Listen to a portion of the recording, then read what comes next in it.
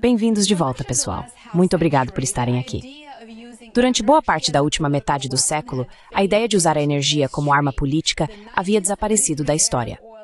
O embargo do petróleo árabe de 1973, que provocou abalos na economia global, convenceu as nações de ambos os lados da equação energética, tanto produtores quanto consumidores, de que a coerção energética era um jogo extremamente perigoso.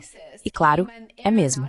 Dessa crise surgiu um consenso internacional para construir sistemas energéticos mais resilientes, criar mercados transparentes e garantir que nenhum país pudesse novamente sufocar a economia global, cortando o fornecimento.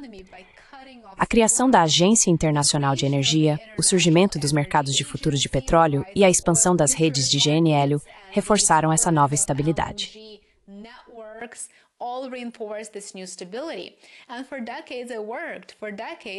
E por décadas isso funcionou. Por décadas, o mundo acreditou que havia superado a era da energia como arma. Mas essa ilusão agora está se desfazendo, está desmoronando. Os Estados Unidos têm usado a energia como forma de pressão, coagindo seus aliados a comprar GNL americano ou enfrentar tarifas comerciais. Do Canadá à Venezuela, a energia voltou a se tornar uma ferramenta geopolítica. Com a possível invasão da Venezuela se aproximando, é preciso questionar qual papel as vastas reservas de petróleo do país desempenham nesse tipo extremo de postura ofensiva dos Estados Unidos nas costas venezuelanas. Aliás, a Venezuela possui as maiores reservas comprovadas de petróleo do mundo, estimadas em cerca de 303 bilhões de barris. Venezuela. E o que dizer disso? Estamos comprando petróleo da Venezuela. Quando eu saí, a Venezuela estava prestes a colapsar. Nós teríamos assumido o controle, teríamos ficado com todo aquele petróleo. É logo ali do lado.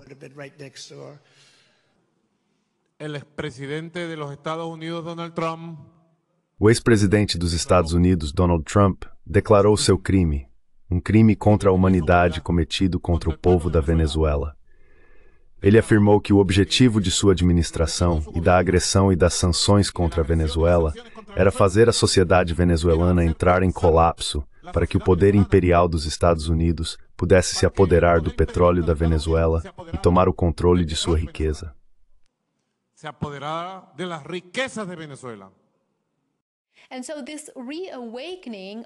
E assim, esse ressurgimento da arma energética está acontecendo em um mundo que já está em tensão.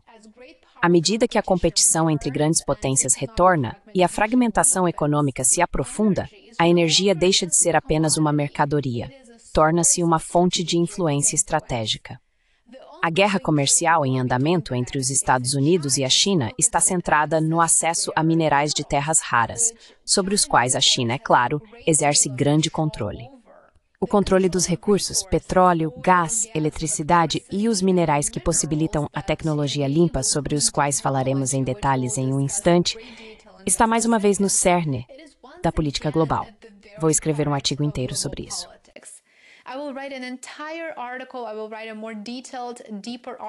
Vou escrever um artigo mais detalhado e aprofundado sobre isso no meu Substack e no meu Patreon. Como alguns dos meus assinantes já sabem, estou realmente começando a gostar dessas plataformas. Elas são ótimas e muito ativas. Vou deixar os links abaixo. Considere se inscrever para mais conteúdo semanal. Mas rapidamente, para entender como chegamos até aqui, precisamos olhar para o passado. Na década de 1970, os produtores de petróleo unidos sob a OPEP exerciam uma influência enorme. No auge, o petróleo representava metade do consumo de energia mundial e, ao restringir exportações e manipular preços, um pequeno grupo de nações podia influenciar as políticas das potências industriais.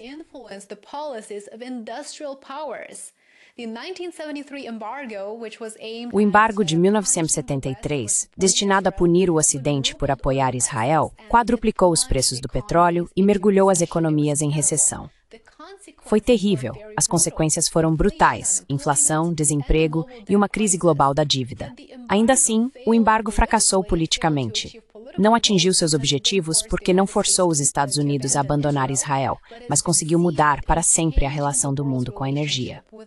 O recente impulso em direção a uma transição para a energia limpa, antes vista como uma fuga da política dos combustíveis fósseis, criou novas vulnerabilidades. Os materiais que sustentam as tecnologias renováveis são ainda mais concentrados e escassos do que o petróleo jamais foi.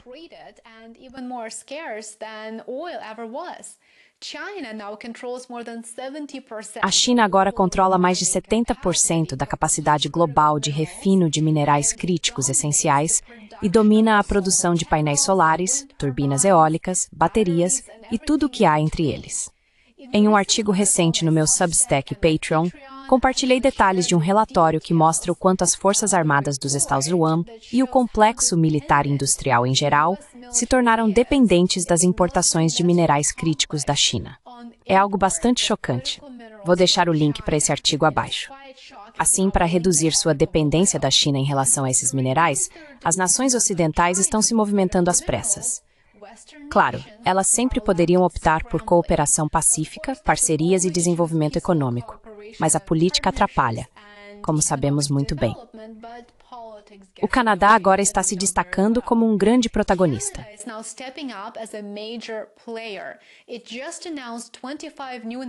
Acabou de anunciar 25 novos investimentos e parcerias no valor de 6,4 bilhões de dólares canadenses, o que equivale a aproximadamente 4,6 bilhões de dólares americanos. Esses acordos vêm logo após as conversas do G7 em Toronto, onde os líderes se concentraram em construir cadeias de suprimentos mais resilientes para terras raras e outros materiais essenciais, críticos para a defesa, a energia limpa e a manufatura avançada. Agora, eles estão fazendo isso enquanto tentam, na prática, desvincular sua base industrial da China. É uma dinâmica muito interessante e que não faz total sentido. Um projeto-chave envolve a MP Materials, operadora da mina de terras raras Mountain Pass, na Califórnia, a única mina de terras raras ativa nos Estados Unidos. Com um investimento de 400 milhões de dólares do Pentágono, a empresa está construindo uma nova instalação de ímãs.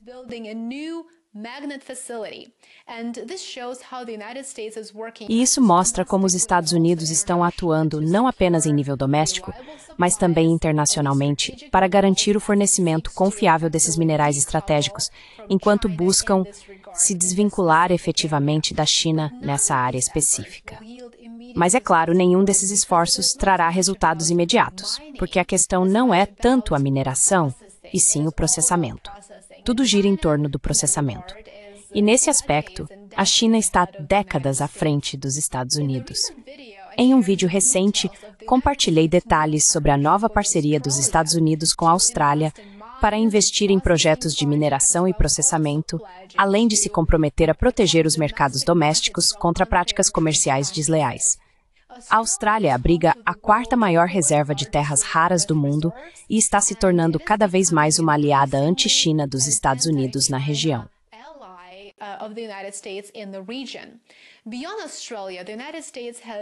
Além da Austrália, os Estados Unidos firmaram acordos com o Japão, Malásia, Tailândia, Vietnã e até mesmo com o Camboja.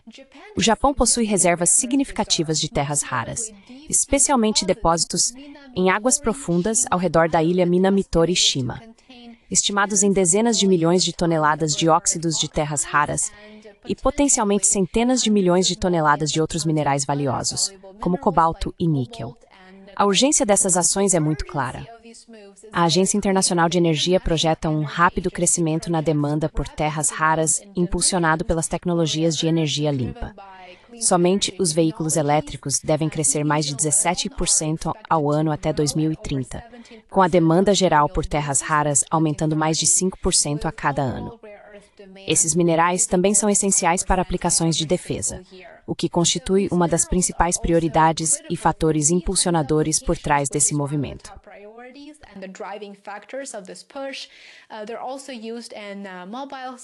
Eles também são usados em dispositivos móveis e em outras indústrias de alta tecnologia. A China atualmente domina a produção, graças à sua expertise técnica, aos baixos custos e às redes extensas. As nações ocidentais, por outro lado, estão apostando na diversificação das cadeias de suprimento por meio de cooperação internacional e investimento. O anúncio mais recente do Canadá, em parceria com os países do G7, para investir em infraestrutura de terras raras, é mais um impulso na competição emergente por energia, incluindo energia renovável. Muito obrigada por assistir. Lembre-se de curtir, se inscrever e compartilhar. Vejo você lá no meu Substack, Patreon e outras plataformas. Os links estão abaixo. Aproveite o resto do seu dia. Até a próxima. Tchau por enquanto.